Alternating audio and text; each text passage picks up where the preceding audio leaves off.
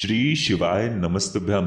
देखिए, कल का दिन हम सभी के लिए बहुत ही खास है क्योंकि कल पड़ रहा है पौष मास का पहला शनिवार और इस साल का आखिरी शनिवार। पूज्य गुरु जी ने कहा कि इस दिन आपको सिर्फ 11 काले तिल के दानों से और एक बेलपत्र से शिवलिंग के सामने एक ऐसा विशेष उपाय करना है जो आपके जीवन की सारी समस्याओं को समाप्त करने के लिए है, धन दौलत को बढ़ाने के लिए है, संपत्ति जायदाद को बढ़ाने के लिए है, मान सम्मान व्यापार नौकरी को प्राप्त करने के लिए है, जीवन में किसी प्रकार के संकट चल रहे हैं, समस्याएं चल रही हैं तो उनको समाप्त करने के लिए है, रोग बीमारी को दूर करने के लिए है और आपके जीवन को सुख समृद्धि से भरने वाला उपाय है। तो चलिए जानते हैं पूज्य गुरु जी द्वारा बताए गए इस विशेष उपाय के बारे में। लेकिन उससे पहले एक प्रार्थना, अगर आप चैनल पर नए हैं तो कृपया चैनल को सब्सक्राइब अवश्य कर लें। देखिए, ये वीडियो हमारे लिए बहुत ही खास होने वाला है क्योंकि इस वीडियो में हम लोग पूज्य गुरु जी द्वारा बताए गए कुछ बहुत ही खास उपायों के बारे में जानेंगे। गुरु जी के ये उपाय आपके जीवन की सारी समस्याओं को समाप्त करने के लिए हैं और अगर आप इनमें से पहला उपाय जो आपको काले तिल के दाने से करना है, अगर आप वो उपाय कर लेते हैं, यानी आप शिवलिंग में शनिवार के दिन काले तिल के दाने समर्पित कर देते हैं, तो इससे आपको महादेव, साथ ही साथ भगवान विष्णु और इसी के साथ शनि देव की कृपा प्राप्त हो जाती है। यानी एक साथ हमें इन तीनों की कृपा प्राप्त करने के लिए ये तिल वाला उपाय जरूर करना चाहिए। चलिए जानते हैं गुरु जी द्वारा बताए गए इस सबसे अचूक उपाय के बारे में। इस उपाय के लिए आपको एक लोटा जल ले लेना है। तांबे के पात्र में आपको अपने घर से जल ले लेना है और इसी के साथ आपको ले लेना है 22 काले तिल के दाने। देखिए, आपको 22 यानी 22 काले तिल के दाने लेने हैं और फिर सबसे आखिर में आपको एक दीपक ले लेना है। दीपक आप चाहें तो मिट्टी का इस्तेमाल कर सकते हैं या फिर आप अपने घर पर शुद्ध आटा माड़कर उसका भी दीपक तैयार कर सकते हैं। इस दीपक में आपको शुद्ध देसी घी का इस्तेमाल करना है और साथ ही साथ गोल रुई की बत्ती का प्रयोग करना है। देखिए, पूज्य गुरु जी अपनी शिव महापुराण की कथा में कई बार ये बात बता चुके हैं कि शिवालय में हम लोग गोल रुई की बत्ती का भी दीपक प्रज्वलित कर सकते हैं और लंबी रुई की बत्ती का भी दीपक प्रज्वलित कर सकते हैं। अब ये तीनों सामग्री लेकर आपको शिवालय पहुंच जाना है। ये उपाय आप सुबह से लेकर शाम तक किसी भी समय कर सकते हैं।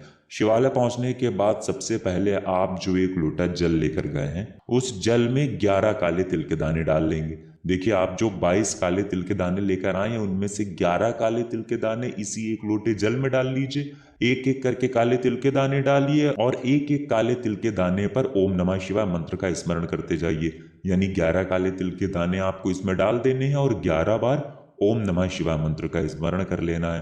फिर उसके बाद ये एक लोटा जल आपको शिवलिंग के ऊपर धीरे धीरे समर्पित करते जाना है और लगातार ओम नमः शिवाय या फिर श्री शिवाय नमस्तुभ्यम, इन दोनों में से किसी भी एक मंत्र का स्मरण कर लेना है। इसके बाद आप जो एक दीपक लेकर गए हैं उस दीपक को आप वहीं शिवलिंग के आसपास कहीं पर रख दीजिए, इसे प्रज्वलित कर लीजिए और महादेव से अपनी मनोकामना बोल लीजिए। जो भी आपकी विशेष मनोकामना है, जिस कामना के लिए आप ये उपाय कर रहे हैं, चाहे आप अपनी नौकरी प्राप्त करने के लिए कर रहे हो, जीवन के कष्टों का समस्याओं का अंत करने के लिए कर रहे हो, अपने जीवन में चल रहे कर्ज की समस्या को समाप्त करके धन धान्य को बढ़ाने के लिए अगर आप ये उपाय कर रहे हो या कोई भी आपकी मनोकामना उसके लिए ये उपाय कर रहे हैं, तो आपको उस मनोकामना को बोलना है और फिर ये 11 काले तिल के दाने, आपके पास 22 काले तिल के दाने थे, 11 काले तिल के दाने आपने एक लोटे जल में डाल लिया और अब बचे हुए ये 11 काले तिल के दाने आपको इसी प्रज्वलित किए हुए दीपक के अंदर डाल देना है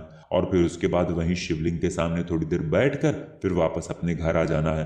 पूज्य गुरु जी कहते हैं कि जो भी व्यक्ति शनिवार के दिन काले तिल के दानों से ये उपाय शिवलिंग के सम्मुख कर लेता है तो उसके जीवन में धन धान्य की वृद्धि होती है। अगर उसके जीवन में समस्याएं, संकट, कष्ट, परेशानियां बहुत ज्यादा हैं तो वो भी धीरे धीरे समाप्त होने लगती हैं और अगर उसके जीवन में कर्ज की समस्या है तो उससे भी उसे बहुत ही जल्द छुटकारा मिल जाता है। इस उपाय को आप लगातार 5 शनिवार भी कर सकते हैं, लगातार 7 शनिवार भी कर सकते हैं या फिर आप 2 शनिवार भी लगातार कर सकते हैं। गुरुजी कहते हैं अगर आप 5 शनिवार लगातार इस उपाय को कर लेते हैं तो आपके सारे संकट समाप्त हो जाएंगे। अब जानते हैं गुरुजी द्वारा बताए गए दूसरे खास उपाय के बारे में। ये उपाय आपकी विशेष मनोकामना को परिपूर्ण करने के लिए है। कोई ऐसी मनोकामना जो आपकी परिपूर्ण नहीं हो पा रही है, कई उपाय कर लिए हैं, कई व्रत रख लिए हैं, लेकिन आपकी मनोकामना अधूरी है, तो इस नए साल की शुरुआत में आपको अपनी मनोकामना परिपूर्ण करने के लिए ये उपाय जरूर करना चाहिए। इस उपाय के लिए आपको 1 लोटा जल ले लेना है। तांबे के पात्र में आप अपने घर से 1 लोटा जल ले लीजिए और इसी के साथ 2-4 बूंद आप शहद ले लीजिए। आधे से भी आधा चम्मच शहद ले लीजिए, यानी 2-4 बूंद शहद ले लीजिए। और सबसे आखिर में आपको ले लेनी है महादेव को जो सबसे ज्यादा प्रिय है, यानी बेलपत्र। 1 बेलपत्र आपको ले लेना है। अगर आपके पास बेलपत्र नहीं है तो शिवलिंग के ऊपर चढ़ी हुई बेलपत्र को उठाकर जल से शुद्ध करके फिर आप उसका भी इस्तेमाल कर सकते हैं। बस आपको ध्यान रखना है कि ये बेलपत्र कहीं से भी कटी पटी नहीं होनी चाहिए और बेलपत्र की डंडी के आखिर में जो डूट होती है, यानी जो डंठल होता है, वो भी नहीं होना चाहिए। अब ये सारी सामग्री लेकर आपको शिवालय पहुंच जाना है। शिवालय पहुंचने के बाद आप सबसे पहले जो 1 लोटा जल लेकर आए हैं उसको धीरे धीरे शिवलिंग के ऊपर समर्पित करते जाइए और महादेव के बहुत ही प्रिय मंत्र ओम नमः शिवाय या फिर श्री शिवाय नमस्तुभ्यम, इन दोनों में से किसी भी एक मंत्र का स्मरण करते जाइए। इसके बाद आप जो एक बेलपत्र लेकर आए हैं, देखिए बेलपत्र की जो सबसे आगे वाली पत्ती है, यानी बेलपत्र की जो सबसे बड़ी पत्ती है, बेलपत्र की जो आगे वाली पत्ती होती है वो सबसे बड़ी पत्ती होती है और उसी पत्ती में चिकनी साइड आपको शहद लगा देना है।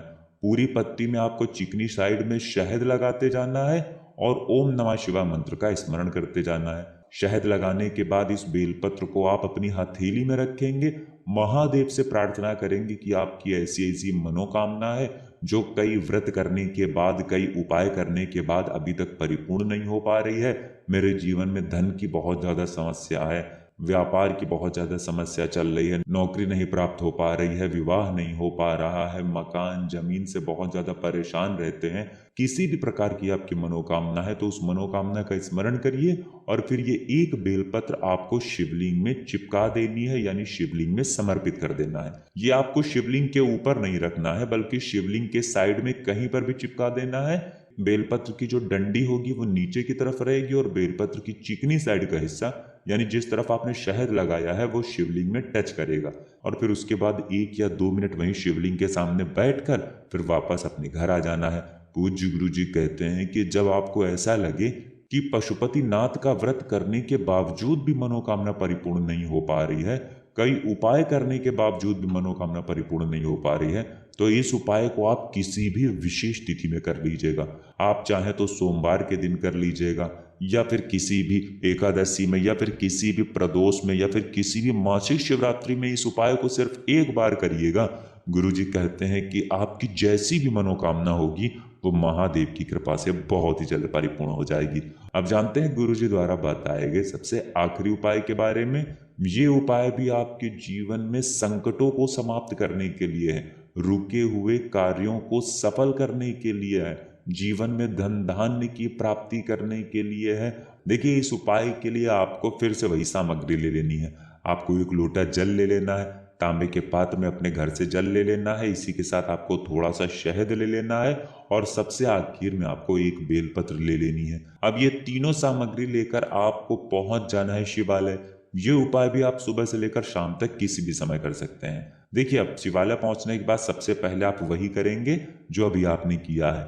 आप जो 1 लोटा जल लेकर आए हैं उसको धीरे धीरे शिवलिंग के ऊपर समर्पित करते जाएंगे और लगातार ओम नमः शिवाय या फिर श्री शिवाय नमस्तुभ्यम, इनमें से किसी भी एक मंत्र का स्मरण कर लेंगे। इसके बाद आपको बेलपत्र लेना है और बेलपत्र की जो सबसे ऊपर वाली पत्ती होती है, यानी सबसे जो आगे वाली पत्ती होती है, जो सबसे बड़ी पत्ती होती है, उस पत्ती में चिकनी साइड आपको इसी शहद से ओम बना देना है और नीचे की दोनों पत्तियों में इसी शहद की 1-1 बिंदी रख देनी है, यानी 1-1 टीकी रख देनी है। ऊपर वाली पत्ती में ओम बना देंगे और नीचे की दोनों पत्तियों में 1-1 बिंदी रख देंगे। फिर इस बेलपत्र को आप अपनी हथेली में रखेंगे, महादेव से प्रार्थना करेंगे कि आपके जीवन में जो भी संकट चल रहे हैं, जो भी कार्य असफल रह जा रहे हैं, जिनमें आपको सफलता नहीं मिल पा रही, लगातार जीवन में नुकसान हो रहा है, कोई ना कोई कार्य रुक जाता है, तो आपको अपने सारे संकटों को दूर करने के लिए महादेव से प्रार्थना करनी है और फिर ये एक बेलपत्र शिवलिंग के ऊपर समर्पित कर देनी है।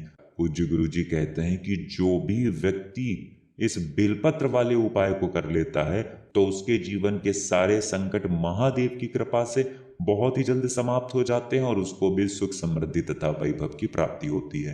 तो दोस्तों, ये थे पूज्य गुरु जी द्वारा बताए गए कुछ बहुत ही खास उपाय। अगर आपको जानकारी अच्छी लगी हो तो वीडियो लाइक करिएगा। मिलते हैं फिर एक नए वीडियो के साथ। श्री शिवाय नमस्तुभ्यम।